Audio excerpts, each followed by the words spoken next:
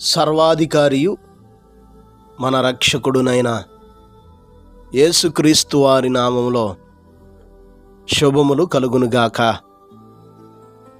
నేటి వాక్య ధ్యానము హబక్కూకు గ్రంథము 2వ అధ్యాయము 6వ వచనం.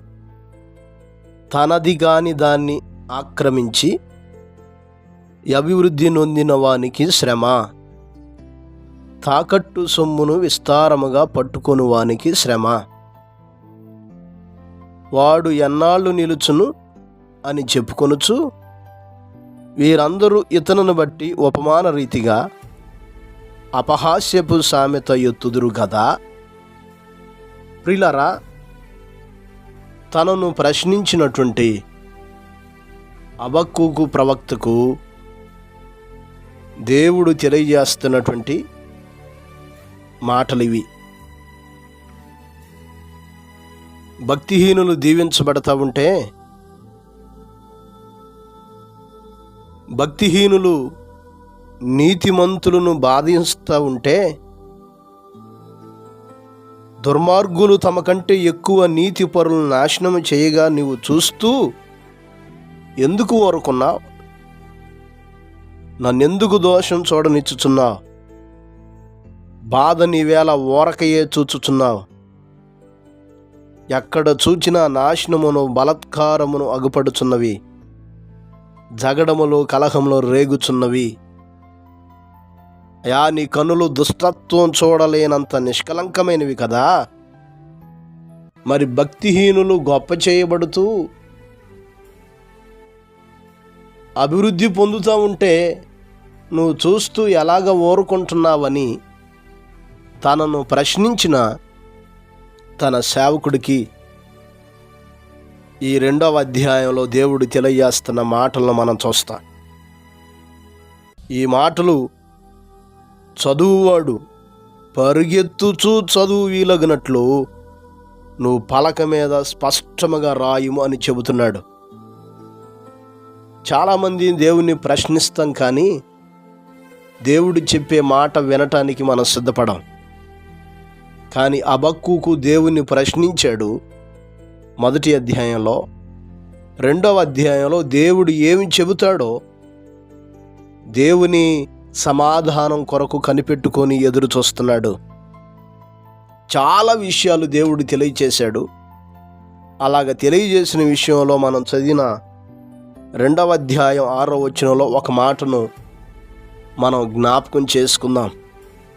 తనది గాని దాన్ని ఆక్రమించి అభివృద్ధి నొందిన వానికి శ్రమ.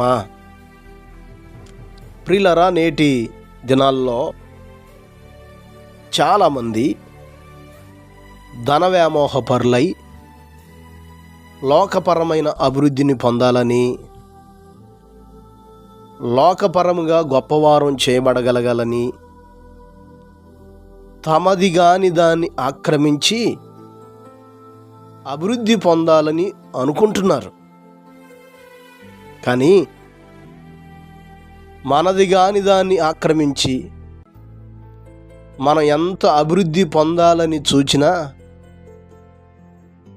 ఆ జీవితం శాపగ్రస్తమైనదని, శ్రమకే కారణమవుతుందని దేవుడు తెలియజేయటం మనం చూస్తాం. మీకా గ్రంథం 2వ అధ్యాయం 2వ వచనం కూడా చదివితే అక్కడ కూడా దుష్కార్యాలతో చాలామంది నింపబడి వారు భూములు ఆశించి పట్టుకొందరు, ఇండ్లు ఆశించి ఆక్రమించుకొందరు, ఒక మనిషిని, వాని కుటుంబమును, ఇంటివానిని, వాని స్వాస్థ్యమును అన్యాయముగా ఆక్రమింతురు. కాబట్టి నేను గొప్ప అపాయకాలం మీ మీదకి రప్పించబోతున్నానని దేవుడు అక్కడ మాట్లాడటం మనం చూస్తున్నాం. ప్రియులారా, ఈ మాటలు మనం కూడా గమనించాలి. మనది కాని దాన్ని ఏది మనం ఆశించకూడదు. అలాగ ఆశిస్తూ ఆక్రమించుకునేవారు, అలా ఆశిస్తూ అభివృద్ధిని అందాలి అనుకునే వారికి శ్రమ అంటున్నాడు. ఈరోజు మనది కాని దాన్ని ఆక్రమించి మనం అభివృద్ధి పొందినా, గొప్ప చేయబడిన, పేరు ప్రఖ్యాతులు సంపాదించుకున్న, సమాజంలో ఉన్నతమైనటువంటి వారుగా గుర్తింపు తెచ్చుకున్న భవిష్యత్తులో భయంకరమైనటువంటి శ్రమను అనుభవిస్తాం. కనుక జాగ్రత్త. అందుకని దేవుడు తన బిడ్డలకు ఖచ్చితమైనటువంటి వాక్యపు హెచ్చరికను, ఆజ్ఞను ఇవ్వటం మనం చూస్తాం. నీ పొరుగువానిది ఏది ఆశించొద్దన్నాడు. ఆశించుటలోనే సకల పాపము ఉన్నట్లుగా లేఖనాల్లో మనం చూస్తాం. నీది కానిది ఏది నీవు ఆశించొద్దు. దేవుడు నీకేమిచ్చాడో, దేవుడు నీకేం దయచేశాడో, నీకు కలిగి ఉన్న వాటితో సంతృప్తి చెందు. నీకు కలిగి ఉన్న వాటిని బట్టి నమ్మకంగా ఉండు.